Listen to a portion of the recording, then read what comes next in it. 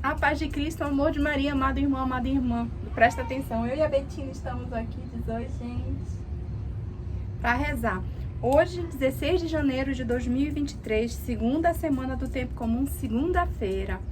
Segunda-feira é dia que a gente reza pelas almas do purgatório. Vamos rezar por elas? Ave Maria, cheia de graça, o Senhor é convosco. Bendita sois vós entre as mulheres, bendito é o fruto do vosso ventre, Jesus. Santa Maria, Mãe de Deus, rogai por nós, pecadores, agora e na hora de nossa morte. Amém. Vamos rezar pelo sinal da Santa Cruz, livre-me Deus Nosso Senhor, dos nossos inimigos. Em nome do Pai, do Filho e do Espírito Santo. Amém. Vinde, Espírito Santo, sobre os nossos corações, nossas mentes, nossos olhos, nossos ouvidos, nossa boca, até o nosso respirar. Tudo venha de Deus e volte para Deus. Amém. Vem, neném. Vem. Acho que ela não quer ficar aqui. Ela ama ficar aqui sim. Primeira leitura. Leitura da carta de São Paulo aos Hebreus, capítulo 5, versículos de 1 a 10. Todo sumo sacerdote é tirado do meio dos homens e instruído em favor dos homens nas coisas que se referem a Deus, para oferecer dons e sacrifícios pelos pecados. Saber ter compaixão dos que estão na ignorância e no erro, porque ele mesmo está cercado de fraqueza. Por isso, deve oferecer sacrifícios tanto pelos pecados do povo como pelos seus próprios.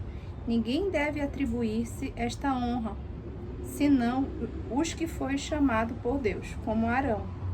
Deste modo também Cristo não se atribuiu a si a mesma honra de ser sumo sacerdote, mas foi aquele que lhe disse: Tu és o meu filho e hoje te gerei. Como diz em outra passagem, tu és sacerdote para sempre na ordem de Melquisedeque. Cristo, nos dias de sua vida terrestre, dirigiu preces e súplicas, com forte clamor e lágrimas. Aquele que era capaz de salvá-lo da morte foi atendido por causa de sua entrega a Deus. Mesmo sendo filho, aprendeu o que significa a obediência a Deus, por aquilo que ele sofreu. Mas, na consumação de sua vida, tornou-se causa de salvação eterna para todos os que lhe obedecem. De fato, ele foi por Deus proclamado sumo sacerdote na ordem de Melquisedeque. Amado irmão, amada irmã, o sacerdócio de nosso Senhor Jesus Cristo, esta grande unção que o sacerdote tem de Deus, de ajudar os outros, de ter compaixão, de amar verdadeiramente o irmão, de ser um verdadeiro representante de Deus aqui na terra. De nosso Senhor, ele já é de uma ordem bem antiga, que é justamente a ordem de Melquisedeque. Ele já nasceu sumo sacerdote, ele já tem tudo isso, ele não precisou ser ungido por ninguém para ser o sumo sacerdote de Deus. Segundo a lei, a tribo, das 12 tribos de Jacó, Abraão, Isaac e Jacó, que tiveram as 12 tribos. Só a tribo de Levi poderiam ser os sacerdotes, do filho Levi, que ficou chamando a tribo de Levi. Por isso que é Levítico, um dos livros da Bíblia, que a gente reza, é o Levítico, que é justamente falando o que os sacerdotes deveriam fazer no templo do Senhor, com a Arca da Aliança, que era onde era o tabernáculo de Deus Altíssimo. Na realidade, amados irmãos, tudo de Deus é muito sagrado, tudo de Deus é muito santo, tudo que envolve Jesus é uma pureza nata, porque Jesus, ele é a pureza, ele é a suma pureza, ele é a suma inocência, ele traz diante dele toda a misericórdia, todo o amor e toda a compaixão que nós precisamos para viver. É nele que nós encontramos. O Salmo hoje é o 109 a 110, versículos de 1, 2, 3 e 4. Tu és sacerdote eternamente, segundo a ordem do rei Melquisedeque. Palavra do Senhor ao meu Senhor. Assenta-te ao lado meu direito, até que eu ponha os inimigos teus como escabelo por debaixo dos teus pés. O Senhor estenderá desde Sião vosso cetro de poder, pois ele diz: domina com vigor os teus inimigos. Tu és príncipe desde o dia em que nascestes, na glória do esplendor da santidade. Como orvalho antes da aurora eu te gerei. Jurou o Senhor e manterá sua palavra. Tu és sacerdote eternamente, segundo a ordem do rei Melquisedeque. Então, nosso Senhor, ele já é sumo sacerdote de Deus, Ele é sacerdote dos sacerdotes. Ele tem essa unção de ter compaixão, de cuidar, né, de gerar o amor no irmão para Deus e por Deus. É a unção de Jesus. Santo Evangelho, segundo São Marcos, capítulo 2, versículos de 18 a 22. A palavra do Senhor é viva e eficaz. Ela julga os pensamentos e as intenções do coração. Naquele tempo, os discípulos de João Batista e os fariseus estavam jejuando. Então vieram dizer a Jesus: por que os discípulos de João e os discípulos dos fariseus jejuam, e os teus discípulos não jejuam? Jesus respondeu: os convidados de um casamento poderiam, por acaso, fazer jejum enquanto o noivo está com eles? Enquanto o noivo está com eles, os convidados não podem jejuar, mas vai chegar o tempo em que o noivo será tirado do meio deles. Então, eles vão jejuar.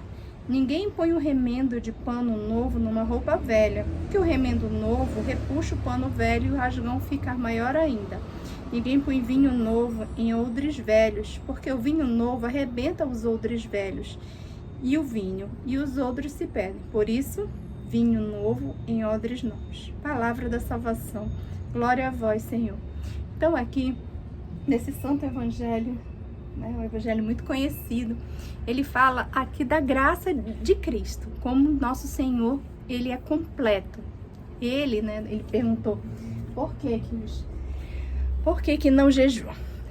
Vamos falar aqui um pouquinho do jejum, né? Para que o jejum ele serve? O jejum é santo? Sim. É necessário? Sim. Para quem tem saúde, para quem pode, né? Principalmente nas sextas-feiras, o jejum ele é aconselhável. E aí existem vários tipos de jejum, né? O mais extremo, que você fica sem comer nada, tem o pão e água, tem o que você tira uma refeição, né, de você, come uma coisa mais leve, pessoas que bebem, bebem só líquido, enfim. O que é importante é que jejum não tem nada a ver com emagrecimento. Você quer emagrecer, vai fazer jejum, tá errado. Não pode, né?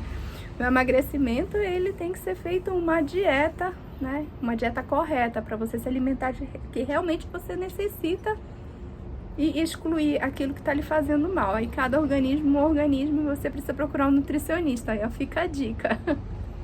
Mas o jejum, ele é para nos santificar, para nos purificar, para que a gente consiga domar a nossa boca dos desejos fáceis, né? A boca é muito rápido comer. Você se purifica, né? Você oferece a Deus, né? Sorrindo, sem mostrar para todo mundo que você está de jejum. E aí você vai conseguir também dizer não ao pecado, não ao maligno, não ao mundo. Você consegue dizer não. É uma excelente arma de santificação na nossa vida. Quem ainda não fez jejum, experimente, mas peça para o seu orientador espiritual ou para o padre da sua paróquia para ele lhe explicar direitinho, tá joia? Não é aconselhável que todos façam jejum, mas quem pode fazer, deve fazer. Sobre esse Santo Evangelho, então, todos faziam jejum naquele tempo, né? Botavam largas faixas para dizer os sacerdotes que estavam em jejum, que eram dedicados a Deus, que ofereciam aquele sacrifício para Nosso Senhor. E Jesus não estava muito preocupado com o que os outros pensavam, nem o que os outros iam julgá-lo, né? Nosso Senhor não estava. O que o Nosso Senhor estava preocupado era com o coração, com a salvação de cada uma das pessoas. Então, meu amado irmão, minha amada irmã, lá, né, ele era o noivo, ele é o noivo, né? Ele é o noivo que a gente espera com todo o amor, com toda a graça, para uma entrega total nossa de corpo e alma, liberdade, tudo para Jesus. Então, quando esse noivo está presente, a gente não pode ficar de jejum, né? A gente tem que se alimentar e fazer o noivo feliz. E quando o noivo for tirado, sim, a gente continua o jejum. Então, ele fala da hipocrisia, né? Hipocrisia daqueles sacerdotes, eles pregarem uma coisa e não fazerem, porque eles pediam para os outros fazerem, muitas vezes não faziam, que é a hipocrisia. E outra coisa também, infelizmente, eles ainda não perceberam que a salvação estava na frente deles, né? Que era Jesus. Estaremos sempre reunidos aqui no Presta Atenção, com a graça de Deus, de nosso Senhor Jesus Cristo, e pela intercessão de nossa Mãe Maria Santíssima e do gloriosíssimo São José. Em nome do Pai, do Filho e do Espírito Santo. Amém. Ó, Deus abençoe. Fiquem com Deus.